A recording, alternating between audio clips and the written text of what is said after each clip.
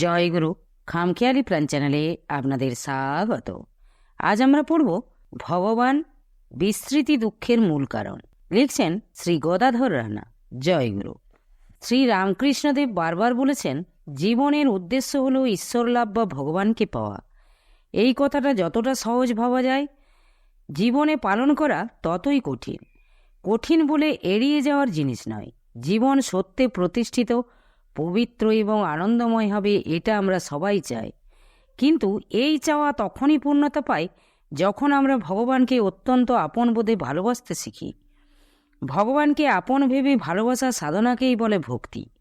এই ভক্তি লাভ হলে মন সমস্ত লোকাচার ধর্ম অতিক্রম করে ভগবানের চরণে উপনীত হয় এবং সমস্ত মনোবৃত্তি দিয়ে পরম প্রেমাস্পদ ভগবানকেই ভালোবাসে।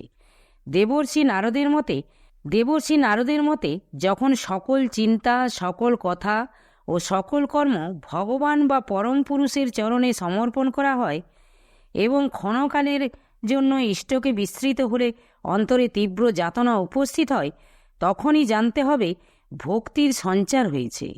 এই ভক্তিলাভ সবচেয়ে দুর্লভ ব্যাপার। যার মন শুদ্ধ হয়ে ভগবানের প্রতি ভক্তিলাভ হয়েছে তিনি ধন্য। প্রকৃত অর্থে ভক্তিলাভ করতে হলে অন্তরের বৃত্তিগুলিকে সৎ করতে হবে। তাহলে প্রথমে ভগবানের প্রতি বিশ্বাস দিন দিন বাড়তে থাকবে। বিশ্বাস বৃদ্ধি পেলে তাকে পাওয়ার জন্য মনে ব্যাকুলতা দেখা দেবে। এই ব্যাকুল ভাবই হল প্রকৃত ভক্তের ভাব। তাই ব্যাকুলভাবে তাকে দেখার জন্য প্রার্থনা করলে তিনি সাড়া দেবেন। তাই প্রার্থনা হোক, হে ভগবান, তোমার প্রতি শুদ্ধ ভক্তি দাও, আমাকে তোমার করে নাও, তোমার ইচ্ছাই এই জীবনে পূর্ণ হোক।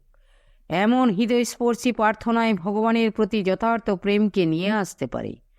আর প্রেম এলেই প্রেমরূপ রজ্জু দিয়ে ভগবানকে বাঁধা যায়। তাই এখানে একটা কথা বলা যায়, ভালোবাসা ও কৃপা হল ভক্ত ভগবানের যুগল মূর্তি। এছাড়াও বলি, জীবনে একমাত্র ভগবানকেই প্রয়োজন। এই বোধই হল প্রেমের লক্ষণ। আমরা সকলেই সুখ চাই। জগতে সকলেই সুখের পেছনে ছুটে চলেছে। পরিবর্তে সুখ ভোগের বদলে পাচ্ছে দুঃখ, কারণ সুখ স্থায়ী হয় না। বাইরে সুখ নাই, অন্তরকে সুখী করতে না পারলে কেউ সুখী হয় না। বাহ্য সুখ সর্বদাই অনিত্য ও সীমিত। মানুষের সুখ না পাওয়াই দুঃখের কারণ। সুখ ব্যাপারটি হল অপ্রাকৃত। বিষয় সুখও অনিত্য, তাই বিষয়ীরা স্থায়ী সুখী হতে পারে না। আসলে ভগবানই হলেন একমাত্র সুখস্বরূপ।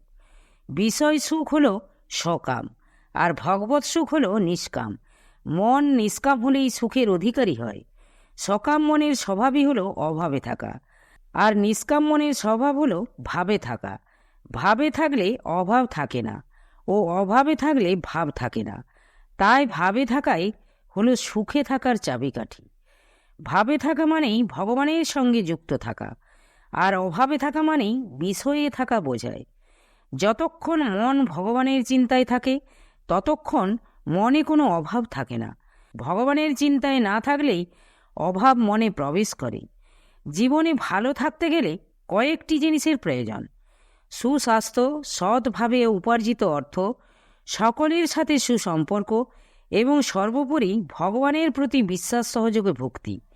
এই ভগবত ভক্তি বলিতে সৎ চিন্তা, পবিত্র জীবন, সংযত ব্যবহার এবং যথার্থ প্রেমকেই বোঝায়। মনে রাখতে হবে, ভগবত ভক্তি ছাড়া মনে বাসনার শেষ হয় না, আর অপূর্ণ বাসনা থেকেই জন্ম নেয় কাম, ক্রোধ, লোভ ও হিংসার। তাই পার্থিব চাওয়া পাওয়াই জীবনের চরম হিসাব নিকাশ নয়। শুদ্ধ ভক্তিতেই সকল চাওয়া পাওয়া পূর্ণ হয়। তখন ভক্ত সমস্ত দুঃখ ও শোক থেকে মুক্তি পায়। ফলে তার মধ্যে কোনো ঘৃণা বা হিংসার জন্ম হয় না।